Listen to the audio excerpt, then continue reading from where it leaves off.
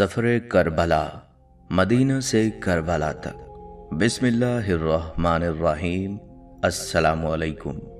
यकीनन तमाम तारीफ़ें अल्लाह के लिए हैं। हम उसकी तारीफ़ बयान करते हैं, उसी से मदद के तलबगार हैं। मैं गवाही देता हूँ कि अल्लाह के सिवा कोई माबूद बरहक नहीं।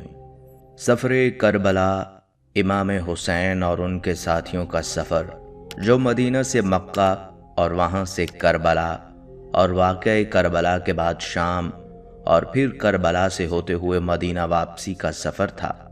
431 किलोमीटर मदीना से मक्का और 1447 किलोमीटर मक्का से करबला और 70 किलोमीटर करबला से कूफा और 1545 किलोमीटर कूफा से दमिश्क, 853 किलोमीटर दमिश्क से करबला और 1209 किलोमीटर करबला से मदीना, कुल 5555 किलोमीटर काफ़िला हुसैनी ने मजमूई तौर पर मुसाफत तय की। मदीना से मदीना तक का सफ़र बराह मक्का, करबला, कूफा, दमिश्क और करबला। आज की इस वीडियो में हम बात करेंगे कि इमाम आली मुकाम ने मदीना क्यों छोड़ा और आप रज़ी अल्लाह तआला अन्हु ने यजीद की बैत क्यों नहीं की, मक्का में इरादा हज क्यों तर्क किया और अपने बंधे हुए एहराम क्यों खोल दिए। इसके साथ साथ इस वीडियो में हम इमाम अली मुकाम के मक्का से करबला तक के सफ़र में आने वाली मनाजिल और वाक़यात का जिक्र करेंगे, ताकि जो लोग नहीं जानते उन्हें इमाम अली मुकाम के इस तवील सफ़र की थोड़ी सी आगाही हो। इन तमाम बातों के मुतल्लिक जानने के लिए आप लोगों से गुजारिश है, इस वीडियो को स्किप किए बगैर आखिर तक ज़रूर देखिएगा। नाज़रीन, यजीद ने तख्तनशी होने के बाद वलीद बिन उक़बा की वसातत से इमाम हुसैन रज़ी अल्लाह तआला अन्हु से बैत तलब की। वलीद ने सख्ती से काम न लिया, लेकिन मरवान बिन हुक्म बज़ोर बैत लेने पर मजबूर कर रहा था। इन हालात में इमाम हुसैन रज़ी अल्लाह तआला अन्हु ने सफ़र मक्का इख्तियार किया और वहाँ से अहले कूफा की दावत पर कूफा के लिए रवाना हुए।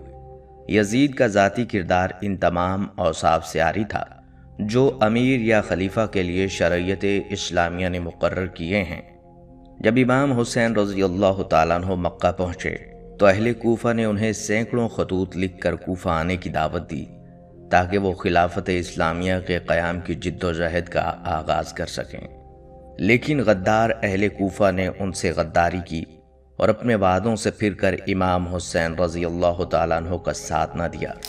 यजीद की भेजी हुई अफवाज ने करबला में नवासे रसूल इमाम हुसैन रज़ी अल्लाह तआला अन्हु को, उनके अहले खाना और अज़हाब को शहीद कर दिया।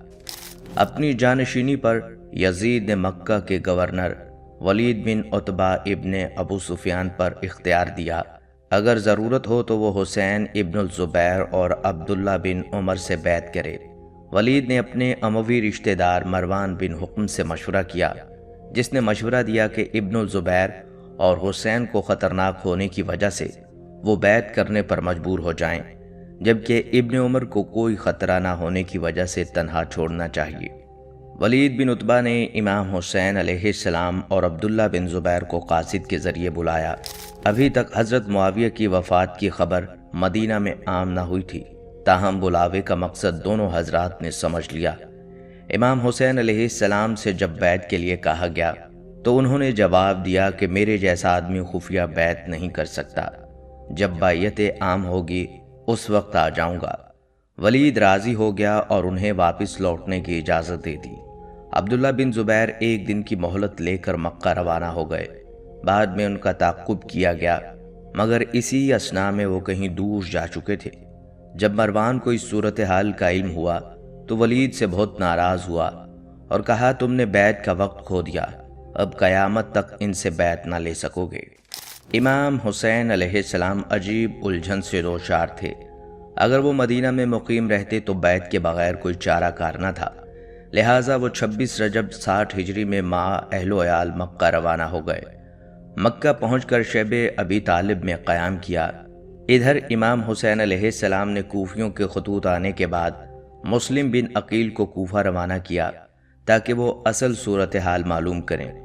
उनके कूफा पहुंचने के पहले ही दिन 12,000 कूफियों ने आपके हाथ पर बैत कर ली। کوفہ کے اموی حاکم بشیر نے ان کے ساتھ نرمی سے کام لیا۔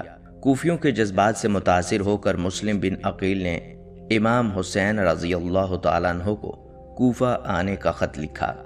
حالات کی بنا پر یزید نے فوراً نعمان کو معزول کر دیا اور عبداللہ بن زیاد کو کوفے کا حاکم مقرر کر دیا۔ کوفہ پہنچ کر اس نے اعلان کیا، جو لوگ مسلم بن عقیل سے اپنی وفاداریاں توڑ لیں گے انہیں امان دی جائے گی۔ اس کے بعد ہر محلہ کے رئیس کو بلایا اور اسے اپنے اپنے علاقے کے امن و امان کا ذمہ دار قرار دے کر مسلم بن عقیل کی جائے پناہ کی تلاش شروع کر دی۔ اس وقت مسلم بن عقیل ایک محب اہل بیت ہانی بن عروہ کے ہاں چلے گئے۔ عبداللہ بن زیاد نے ہانی کو بلا کر مسلم کو پیش کرنے کا حکم دیا اور ہانی نے انکار کر دیا، جس پر انہیں قید میں ڈال کر مار پیٹ کی گئی۔ تاہم بعد میں سفیر امام حسین حضرت مسلم بن عقیل اور ان کے بیٹوں کو بھی شہید کر دیا گیا۔ اہل مکہ اور مدینہ نے آپ کو کوفہ جانے سے باز رکھنے کے لیے پوری کوششیں کی، کیونکہ کوفیوں کا سابقہ غدارانہ طرز عمل ان کے سامنے تھا۔ عمر بن عبد الرحمن، عبداللہ ابن عباس، عبداللہ بن زبیر سب نے مشورہ دیا کہ چونکہ کوفہ یزید کی حکومت کے تحت ہے، وہاں ان کی افواج اور سامان سب کچھ موجود ہے اور کوئی قابل اعتماد نہیں ہے، اس لیے مناسب یہی ہے کہ آپ مکہ میں ہی رہیں۔ عبداللہ ابن زبیر نے تجویز کیا کہ آپ مکہ میں رہ کر اپنی خلافت کی جد و جہد کریں، ہم آپ کی مدد کریں گے۔ لیکن جب امام حسین رضامند نہ ہوئے تو حضرت عبداللہ ابن عباس نے آپ کو کوفہ جانے کی بجائے یمن جانے کی تجویز پیش کی اور کہا کہ اگر کوفہ کا سفر آپ کے نزدیک ضروری ہے تو پہلے کوفیوں کو لکھیے کہ وہ یزید کے حاکموں کو وہاں سے نکالیں، پھر آپ وہاں کا قصد کریں۔ لیکن امام حسین رضی اللہ تعالیٰ عنہ نے کہا، اے ابن عمر، میں جانتا ہوں کہ تم میرے خیر خواہ ہو، لیکن میں عزم کر چکا ہوں۔ اس پر عبداللہ ابن عباس نے کہا، اگر آپ انہیں مانتے ہیں تو کم از کم اہل و عیال کو ساتھ نہ لے جائیے، مجھے ڈر ہے کہ عثمان کی طرح آپ بھی بال بچوں کے سامنے ذبح کیے جائیں گے۔ لیکن ان تمام ترغیبات کے باوجود امام حسین علیہ السلام اپنے فیصلے پر قائم رہے اور بالآخر 3 ذی الحج 60 ہجری کو مکہ معظمہ سے کوفہ کے لیے چل پڑے۔ راستے میں مشہور شاعر فرزوق آپ علیہ السلام سے ملا اور امام حسین علیہ السلام سے عرض کی، لوگوں کے دل آپ کے ساتھ ہیں، تلواریں بنی امیہ کے ساتھ۔ یہیں آپ کو مسلم بن عقیل کی شہادت کی خبر ملی، جس سے آپ کو بہت دکھ پہنچا، لیکن آپ رضی اللہ تعالیٰ عنہ نے اس کے باوجود سفر کو بدستور جاری رکھا۔ ناظرین، مکہ سے کربلا تقریباً 1731 کلومیٹر ہے۔ یہ فاصلہ گوگل میپ کے ذریعے 18 گھنٹے بذریعہ مشینری مطلب گاڑی وغیرہ میں طے کیا جا سکتا ہے، مگر آج سے 1381 سال پہلے یہ فاصلہ ایک مشکل اور تکلیف دہ راستہ تھا، جس پر امام حسین علیہ السلام نے اپنا سفر 8 ذی الحج 60 ہجری یعنی 10 سپتمبر 680 عیسوی کو اپنے اہل خانہ کے ساتھ شروع کیا۔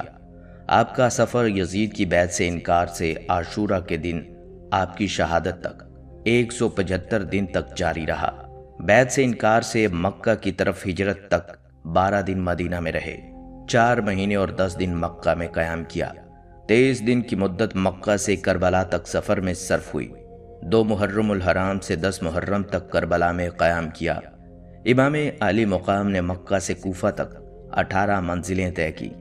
ایک منزل یا منزلگاہ سے دوسری منزل تک کا فاصلہ 3 فرسخ یعنی 18.72 کلومیٹر تھا۔ سفر شروع کرنے کے بعد تاریخ کی کتابوں میں 14 مختلف مقامات کا ذکر ملتا ہے جہاں امام نے پڑاؤ کیا یا مختلف لوگوں سے ملے یا لوگوں سے خطاب کیا۔ الصفا یہ پہلا مقام تھا۔ اس مقام پر عرب کے مشہور شاعر فرزوق سے ملے اور اس سے کوفہ کے حالات پوچھے۔ شاعر بولا، کوفہ والوں کے دل آپ کے ساتھ ہیں اور تلواریں آپ کے خلاف ہیں۔ شاعر نے امام کو کوفہ جانے سے روکا، مگر امام علیہ السلام اپنا سفر شروع کر چکے تھے۔ مکہ سے کوفہ جاتے ہوئے یہ دوسرا مقام ہے جو مکہ سے تقریباً 92 کلومیٹر پر ہے۔ اس مقام پر امام علیہ السلام اپنے قزن عبداللہ ابن جعفر سے ملے اور اس مقام پر عبداللہ ابن جعفر نے اپنے دونوں بیٹوں اون اور محمد کو امام کی خدمت میں پیش کیا اور ساتھ ہی امام کو کوفہ جانے سے روکا۔ جس پر امام علیہ السلام نے جواب دیا، میری منزل اللہ کے ہاتھ میں ہے۔ نمبر 3، بطن الروما۔ یہ مقام ذات عرق سے کچھ کلومیٹر آگے ہے۔ یہاں امام نے قیس بن مشیر کے ہاتھوں کوفہ والوں کو خط لکھا، اور یہاں امام علیہ السلام کی ملاقات عبداللہ بن مطی سے ہوئی جو عراق سے آ رہا تھا۔ عبداللہ نے امام کو آگے جانے سے روکا اور بولا، کوفہ والوں پر بھروسہ نہیں کیا جا سکتا، وہ اہل وفا میں سے نہیں۔ مگر امام علیہ السلام نے اپنا سفر جاری رکھا۔ نمبر 4، حجاز کی پہاڑیوں پر یہ ایک چھوٹا سا ٹاؤن تھا، اور یہاں پر حجاز کی پہاڑیوں کا سلسلہ ختم ہو جاتا ہے اور عرب کا تپتا ریگستان شروع ہوتا ہے۔ یہاں امام علیہ السلام کی ملاقات زبیر ابن القین سے ہوئی۔ اسے جب پتہ چلا کہ امام کس مقصد کے لیے جا رہے ہیں تو اس نے اپنا تمام سامان اپنی بیوی کے حوالے کیا اور اسے کہا کہ تم گھر جاؤ، میری خواہش ہے کہ میں امام کے ساتھ قتل ہو جاؤں۔ نمبر 5، زبالہ۔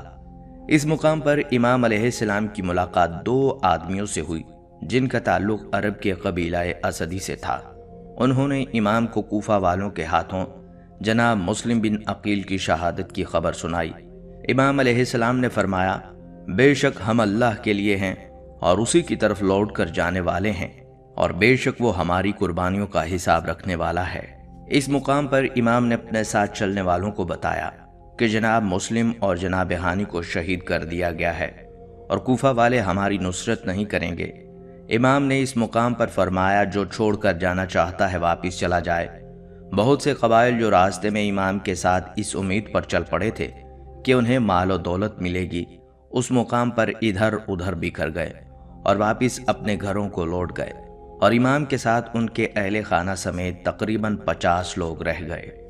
نمبر 6، بطن العقیق۔ اس مقام پر امام علیہ السلام اکرمہ قبیلے کے ایک آدمی سے ملے جس نے امام کو آگاہ کیا کہ کوفہ میں آپ کا کوئی دوست نہیں۔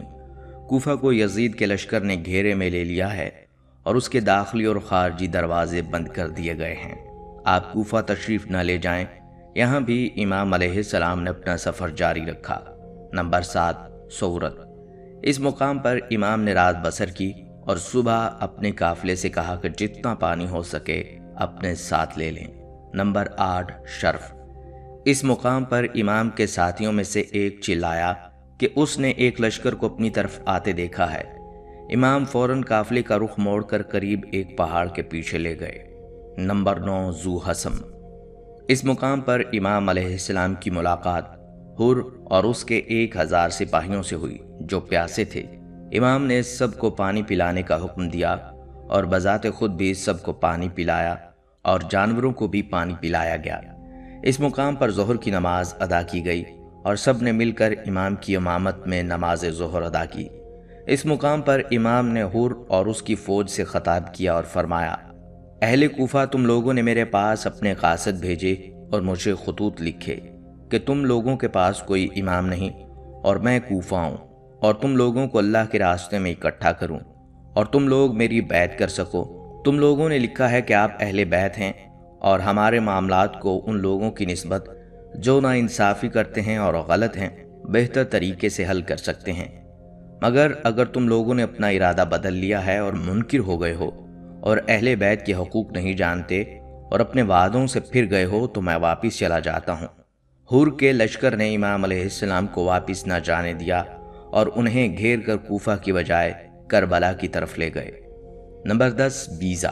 امام علیہ السلام اگلے دن بیزا پہنچے۔ اس مقام پر پھر حر کے لشکر سے خطاب کیا۔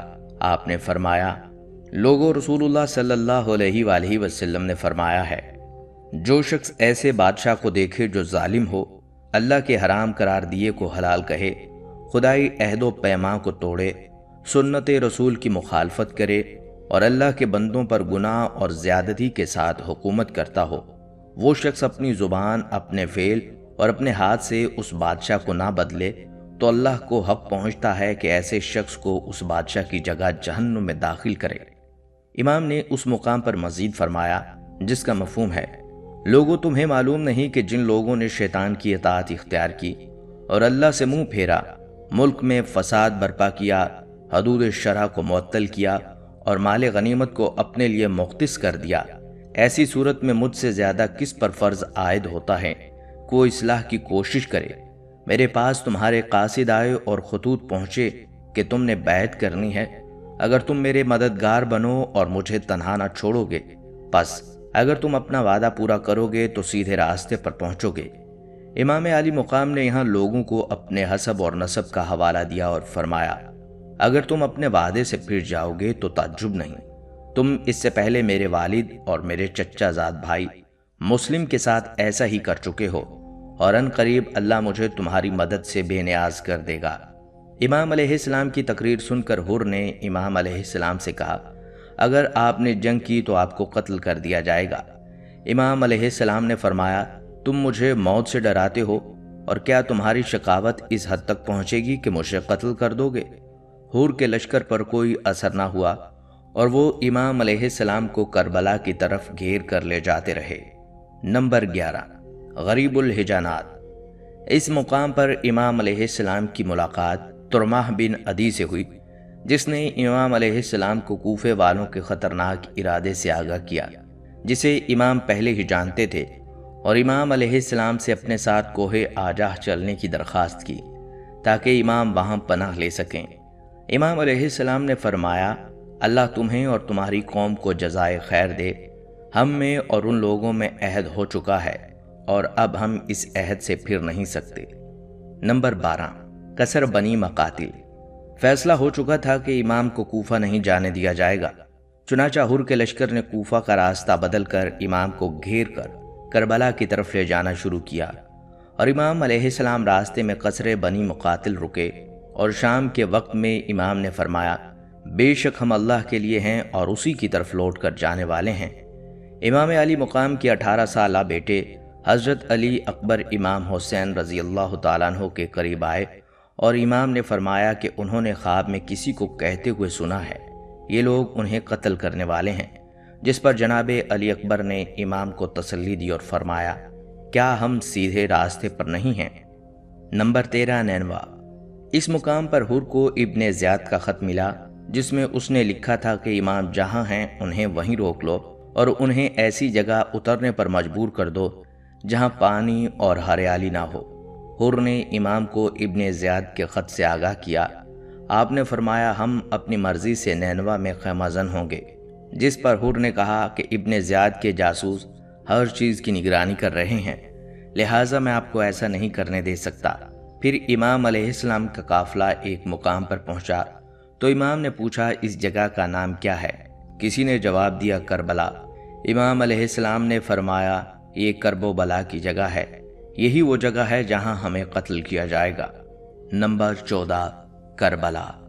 امام علی مقام کے حکم پر کربلا کے میدان میں خیمے گاڑ دیے گئے۔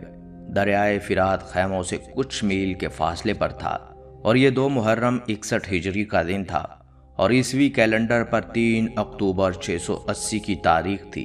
کربلا کی سرزمین پر قدم رکھا، پھر اسی بیاباں بستی کے لوگوں کو بلایا، ان سے پوچھا، اس جگہ کا کیا نام ہے؟ کسی نے کہا ماریا، کسی نے کہا غازریہ، کسی نے اسے نینوا کہا۔ ان میں سے ایک بزرگ نے بتایا، اس جگہ کو کربلا یعنی کرب و بلا بھی کہا جاتا ہے۔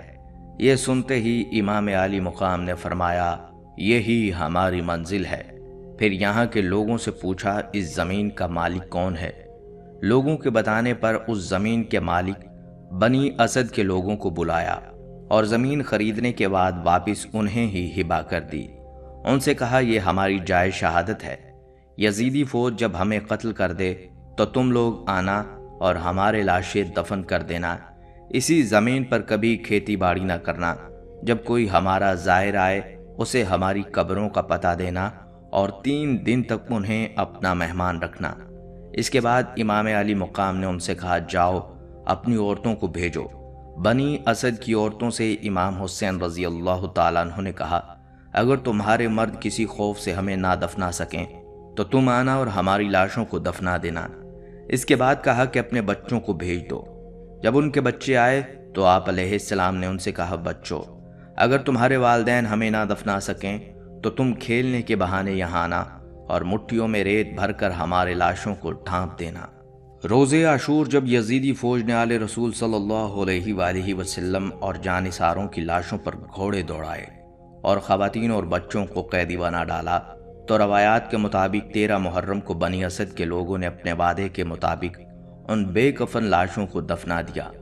آج بھی بنی اسد کے لوگ اپنے مخصوص انداز میں روزہ امام حسین رضی اللہ تعالیٰ عنہ پر مخصوص انداز میں حاضری دیتے ہیں۔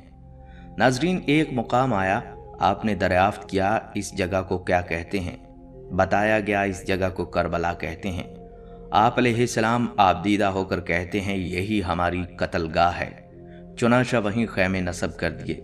مگر جب یزید کو خیمے نصب کرنے کی اطلاع ملی تو اس نے حکم دیا آپ کے خیمے وہاں سے ہٹا دیے جائیں۔ اس پر انصار جوش میں آ گئے اور حضرت عباس علمدار رضی اللہ تعالیٰ عنہ نے کہا کہ کس کی مجال ہے کہ میرے ہوتے ہوئے خیام حسینی کو یہاں سے ہٹایا جائے۔ لیکن امام علی مقام نے سب کو سمجھا بجھا کر وہاں سے خیمے ہٹا لیے اور دریائے فرات سے 3 میل کے فاصلے پر میدان میں خیمے نصب کیے، جہاں پانی کا دور دور تک نام و نشان نہ تھا۔ آپ کا طرز عمل یہ بتاتا ہے کہ آپ کا مقصد جنگ و جدل نہیں تھا، بلکہ اپنے نانا سرور کونین امام الانبیاء حضرت محمد صلی اللہ علیہ وآلہ وسلم کے دین کی حفاظت کرنا تھا۔ ناظرین، امام علی مقام ہر منزل پر لوگوں کو جذب کرنے اور ان کے ذہنوں میں اس معاملے کو واضح اور روشن کرنے کے لیے ہر ممکن تلاش کرتے رہے۔ ذات ارقہ نامی جگہ پر بشر بن غالب الاسدی نامی ایک شخص امام کی خدمت میں پہنچ کر کوفہ کے حالات کی نزاکت کی اطلاع دیتا ہے۔ اس موقع پر امام نے اس بات کی تصدیق کی۔ اس شخص نے امام سے کچھ سوالات کیے۔ آپ علیہ السلام نے فرمایا امام 2 طرح کے ہوتے ہیں، ایک وہ جو لوگوں کی ہدایت کرتا ہے، جبکہ دوسرا وہ جو لوگوں کو ضلالت اور گمراہی کی طرف لے جاتا ہے۔ جو ہدایت کے امام کی پیروی کرتا ہے وہ بہشت میں جائے گا، جبکہ جو شخص ضلالت کے امام کی پیروی کرے گا وہ جہنم میں داخل ہوگا۔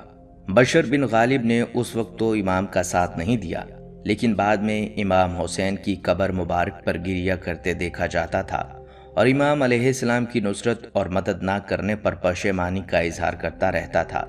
اسی طرح سلبیہ نامی جگہ پر ابو ہریرہ ازدی نامی شخص نے امام علیہ السلام کی خدمت میں آ کر اس سفر کی وجہ دریافت فرمائی تو امام نے فرمایا بنی امیہ نے میری جائیداد لے لی، اس پر میں نے صبر کیا، مجھے گالی دی، میں نے صبر کیا، میرے خون کے در پہ ہوا تو میں نے فرار اختیار کی۔ اے ابو ہرہ، جان لو کہ میں ایک باغی اور سرکش گروہ کے ہاتھوں مارا جاؤں گا، اور خدا ذلت و رسوائی کا لباس انہیں پہنائے گا اور ایک تیز دھار تلوار ان پر مسلط ہوگی جو ان کو ذلیل و رسوا کر دے گی۔ ناظرین، روایات میں آتا ہے امام علیہ السلام جب بطن الرما نامی جگہ پر پہنچے تو کوفیوں کو خط لکھا اور انہیں کوفہ کی طرف اپنی روانگی کی اطلاع دی۔ امام علیہ السلام نے خط قیس بن مظہر کو دیا۔ قیس جب قادسیہ پہنچے تو ابن زیاد کے سپاہیوں نے ان کا راستہ روک لیا اور ان کی جامعی تلاشی لینا چاہا۔ اس موقع پر قیس نے مجبور ہو کر امام کا خط پھاڑ دیا تاکہ دشمن اس کے مضمون سے باخبر نہ ہو سکیں۔ جب قیس کو گرفتار کر کے ابن زیاد کے پاس لے جایا گیا تو اس نے غضبناک ہو کر چلاتے ہوئے کہا، خدا کی قسم تمہیں ہرگز نہیں چھوڑوں گا مگر یہ کہ ان افراد کے نام بتاؤ جنہیں حسین ابن علی نے خط لکھا تھا، یا یہ کہ منبر پر جا کر حسین اور اس کے باپ کو برا بھلا کہو، اسی صورت میں تمہیں رہا کروں گا ورنہ تمہیں مار دوں گا۔ قیس نے قبول کیا اور منبر پر جا کر امام علیہ السلام کو برا بھلا کہنے کی بجائے کہا، اے لوگو، میں حسین بن علی کا ایلچی ہوں اور تمہاری طرف آیا ہوں تاکہ آپ کا پیغام تم کو پہنچا دوں، اپنے امام کی ندا کو لبیک کہو۔ ابن زیاد آگ بگولا ہو گیا اور حکم دیا قیس بن مظہر کو دارالمارا کی چھت سے نیچے پھینک دیا جائے۔ اس کے سپاہیوں نے ایسا ہی کیا اور پھر اس جسم بے جان کی تمام ہڈیاں توڑ دیں۔ اسی طرح روایات میں آتا ہے کہ امام حسین رضی اللہ تعالیٰ عنہ نے مسلم بن عقیل کی شہادت کی خبر پانے سے قبل اپنے رضائی بھائی عبداللہ بن یقتر کو مسلم کی طرف بھجوایا، لیکن وہ حسین بن نمیر کے ہاتھوں گرفتار ہو کر ابن زیاد کے پاس چلے گئے۔ ابن زیاد نے حکم دیا کہ انہیں دارالامارہ کی چھت پر لے جایا جائے تاکہ کوفیوں کے سامنے امام حسین رضی اللہ تعالیٰ عنہ اور آپ کے والد بزرگوار سب پر لعن کرے۔ عبداللہ بن یکتر نے دارالامارہ کی چھت سے کوفہ والوں سے مخاطب ہو کر کہا، اے لوگو، میں تمہارے پیغمبر کی بیٹی کے فرزند حسین کا ایلچی ہوں، اپنے امام کی مدد کو دوڑو، ابن مرجانہ کے خلاف بغاوت کرو۔ ابن زیاد نے جب یہ دیکھا تو حکم دیا کہ انہیں چھت سے نیچے گرا دیا جائے، اور اس کے گماشتوں نے ایسا ہی کیا۔ عبداللہ بن یکتر جانکی کی حالت میں تھے کہ ایک شخص نے آ کر انہیں قتل کر دیا۔ عبداللہ بن یکتر کی شہادت کی خبر مسلم اور ہانی کی شہادت کی خبر کے ہمراہ زبالہ کے مقام پر امام حسین کو ملی۔ امام حسین نے بصرہ کے 5 قبائل عالیہ، بکر بن وائل، بنو تمیم، عبد القیس اور آزد کے سرداروں کے نام ایک خط لکھا، جسے سلیمان بن زرین نامی ایک موالی کے توسط سے روانہ کیا۔ سلیمان نے 5 قبائل کے سرداروں مالک بن مسمع بکری، احنف بن قیس، منذر بن جارود، مسعود بن عمر، قیس بن حیثم اور عمر بن عبید اللہ میں سے ہر ایک کو خط کا نسخہ دیا۔ اس خط کا مضمون اور متن ایک ہی تھا، جو کچھ یوں تھا: میں تمہیں کتاب خدا اور سنت رسول صلی اللہ علیہ وآلہ وسلم کی طرف بلاتا ہوں۔ بے شک سنت نیست و نابود ہو گئی اور بدعتیں زندہ ہو گئی ہیں۔ تم میری بات سنو گے اور میرے فرمان کی پیروی کرو گے تو میں اس راہ راست کی طرف تمہاری رہنمائی کو آؤں گا۔ بصرہ میں ان افراد میں سے ہر ایک نے امام کے خط کا ایک ایک نسخہ چھپا کر رکھا، سوائے منذر بن جارود عبدی کے، جس نے یہ گمان کیا کہ یہ ابن زیاد کی ایک چال ہے۔ چنانچہ اس نے اگلے روز ابن زیاد کو، جو کوفہ جانا چاہتا تھا، حقیقت حال بتا دی۔ ابن زیاد نے امام کے قاصد کو اپنے پاس بلوایا اور ان کا سر قلم کروا دیا۔ کوفہ میں بنو امیہ کی طرف سے حضرت نعمان بن بشیر گورنر تھے، دوسری جانب بصرہ کا گورنر عبید اللہ بن زیاد حضرت معاویہ رضی اللہ تعالیٰ عنہ کا معتمد ترین شخص تھا، مگر ان کی وفات کے بعد یزید باوجہ ان سے نالاں تھا اور معزول کرنے کا ارادہ رکھتا تھا۔ حضرت مسلم بن عقیل کی بیعت کی اطلاعات گورنر ہاؤس کے علاوہ دمشق کے شاہی دربار میں بھی پہنچ رہی تھی۔ انہوں نے جاسوسی کا ایک مؤثر نظام قائم کر رکھا تھا، اور کمال یہ ہے کہ دور جدید کی طرح عام طور پر کسی جاسوس کے بارے میں کسی کو علم نہیں ہوتا تھا کہ یہ سرکاری کارندہ ہے۔ جاسوسوں کو بڑی رقوم سے نوازا جاتا تھا۔ جاسوسوں کے ذریعے حضرت نعمان بن بشیر کی شکایات مسلسل یزید کو مل رہی تھی۔ کسی جاسوس نے ان سے ملاقات کر کے کہا کہ حکومت کے خلاف یہاں بغاوت ہو رہی ہے اور آپ گورنر ہوتے ہوئے خاموش ہیں، یا تو آپ کمزور ہیں یا آپ کے عزائم کچھ اور ہیں۔ نعمان بن بشیر جاسوس کے ارادوں کا ادراک نہ کر سکے اور انہوں نے کہا، میں گورنری کی قوت کو استعمال کر کے احکام الہی کے خلاف سرکشی اور خلق خدا پر ظلم نہیں ڈھا سکتا۔ جاسوس نے فوراً یہ اطلاع دمشق بھیج دی۔ اس پر یزید نے اپنے کچھ معتمد درباریوں سے مشورہ کیا تو انہوں نے اسے کہا، اگر آپ کے والد معاویہ آج زندہ ہوتے تو وہ ابن زیاد کی خدمات سے ضرور فائدہ اٹھاتے۔ ہانی بن عروہ حضرت حسین کے زبردست حامی تھے، مگر اس جاسوس کی مخبری اور پھر گواہی کے بعد سخت خلجان کا شکار ہو گئے۔ اب وہ زخمی حالت میں یہ سب منظر دیکھ رہے تھے۔ انہیں قید کرنے اور حضرت مسلم بن عقیل کو پکڑنے، قتل کرنے اور ان کا سر ابن زیاد کے سامنے پیش کرنے کا حکم جاری کر دیا۔ جس شخص نے یہ جاسوسی کی تھی اس کا نام مورخین نے سرجون بیان کیا ہے۔ کہا جاتا ہے کہ اسے یزید نے دمشق سے ابن زیاد کے پاس بھیجا تھا۔ حضرت مسلم رضی اللہ تعالیٰ عنہ کو ہانی بن عروہ کی گرفتاری کی اطلاع ملی تو انہوں نے اپنے حمایتیوں کو ساتھ لے کر مقابلہ کرنے کی ٹھانی۔ ان کے ساتھ 3,500-4 ہزار کے لگ بھگ کوفی میدان میں نکل کھڑے ہوئے، مگر جو ہی ان بدبختوں کے بڑے بڑے سرداروں کو عبید اللہ بن زیاد کے محل میں دیکھا تو انہوں نے بالکونی سے اپنے اپنے قبیلے کے تمام لوگوں کی سرزنش کی، تو آہستہ آہستہ یہ بد عہد حضرت مسلم بن عقیل کا ساتھ چھوڑ کر منتشر ہو گئے۔ آخر میں ان کے ساتھ صرف چند 100 افراد رہ گئے۔ ناظرین، امام حسین علیہ السلام حج سے ایک دن قبل 9 ستمبر 680 عیسوی اور 8 ذی الحج 60 ہجری کو مکہ مکرمہ سے قریب 50 افراد اور اپنے اہل خانہ کے ساتھ روانہ ہوئے۔ آپ حج کا ارادہ رکھتے تھے، لیکن آپ کو حاجیوں کے جھرمٹ میں ایسے لوگ نظر آئے جو آپ کی جان کے درپے تھے۔ چنانچہ امام علی مقام نے خانہ خدا کی حرمت کا خیال کرتے ہوئے حج کے ارادے کو عمرے میں تبدیل کر دیا۔ عمرے کا ارادہ کیا اور بندھے ہوئے احرام کھول دیے اور کوفہ کی جانب چل پڑے۔ آپ نے صحرائے عرب میں شمال مشرقی راستہ اختیار کیا۔ آپ کے چچا زاد بھائی عبداللہ ابن جعفر کی مرضی پر مکہ کے گورنر عمرو بن سعید نے اپنے بھائی اور ابن جعفر کو حسین کے بعد مکہ میں حفاظت کی یقین دہانی کرانے اور اسے واپس لانے کے لیے بھیجا۔ حسین علیہ السلام نے واپسی سے انکار کر دیا۔ اس سے متعلق کہ محمد نے خواب میں جو حکم دیا تھا اس کے نتائج سے قطع نظر آگے بڑھیں۔ تنعیم کے نام سے مشہور جگہ پر اس نے رنگ برنگے پودے اور کپڑے لے جا رہے ایک قافلے کو، جس کو یمن کے گورنر نے یزید کے پاس بھیجا تھا، آگے چلتے ہی سلبیہ نامی ایک جگہ پر چھوٹے قافلے کو ابن عقیل کی شہادت ملی اور اہل کوفہ کی بے حسی کی خبر ملی۔ بعد ازاں زبالہ میں حضرت حسین رضی اللہ تعالیٰ عنہ کو اپنے قاصد قیس ابن محضر کی گرفتاری اور قتل کا علم ہوا، جسے حجاز یعنی مغربی عرب سے کوفہ بھیج دیا گیا تھا۔ راستے میں جگہ جگہ یزیدی دستوں نے قافلہ اہل بیت کو روکنا چاہا، مگر وہ کسی نہ کسی طرح کربلا تک آن پہنچے۔ یہ 60 ہجری کے آخری دن تھے۔ اسی اثناء میں نئے سال کا ہلال طلوع ہوا۔ عمرو بن سعد ابی وقاص بنو امیہ کی حکومت میں ایک علاقے کا حاکم تھا۔ جب اسے ابن زیاد نے اس قافلے کو قتل کرنے کا حکم دیا تو شروع میں اس نے کافی پسو پیش کیا۔ آخرکار ابن زیاد کے دباؤ کے تحت عمرو بن سعد نے اس جرم کا ارتکاب کر ہی ڈالا۔ جب عمرو بن سعد نے حضرت حسین رضی اللہ تعالیٰ عنہ کا راستہ روکنا چاہا تو آپ رضی اللہ تعالیٰ عنہ نے بتایا کہ مجھے اہل عراق نے آنے کی دعوت دی، جس کے نتیجے میں حجاز سے چل کر یہاں تک آیا۔ آپ رضی اللہ تعالیٰ عنہ نے خطوط کا انبار بھی اس کے سامنے پیش کیا۔ عمرو بن سعد نے حضرت حسین رضی اللہ تعالیٰ عنہ کے دعوے کی تکذیب نہیں کی، بلکہ کہا کہ اہل کوفہ نے آپ کو خطوط لکھے مگر وہ اب آپ کا ساتھ چھوڑ چکے ہیں۔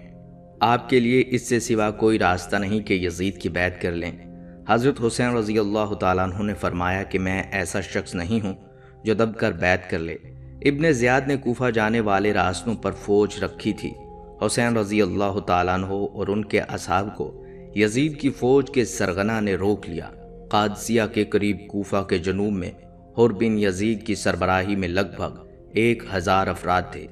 امام حسین نے ان سے کہا میں اس وقت تک آپ کے پاس نہیں آیا جب تک کہ آپ کے خط میرے پاس نہیں لائے جاتے تھے، اور آپ کے قاصد میرے پاس آئے اور کہتے تھے کہ ہمارے پاس آؤ، کیونکہ ہمارے پاس کوئی امام نہیں ہے، لہٰذا آپ مجھے اپنے معاہدوں اور گواہوں کے مطابق وہی چیز دے دیں تو میں آپ کے شہر آؤں گا۔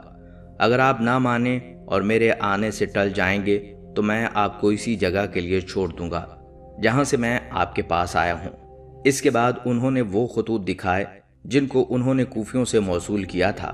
حر نے خطوط کے بارے میں کسی بھی قسم کی معلومات سے انکار کر دیا اور کہا حسین رضی اللہ تعالیٰ عنہ کو اس کے ساتھ ابن زیاد کے پاس جانا چاہیے، جس سے آپ رضی اللہ تعالیٰ عنہ نے انکار کر دیا۔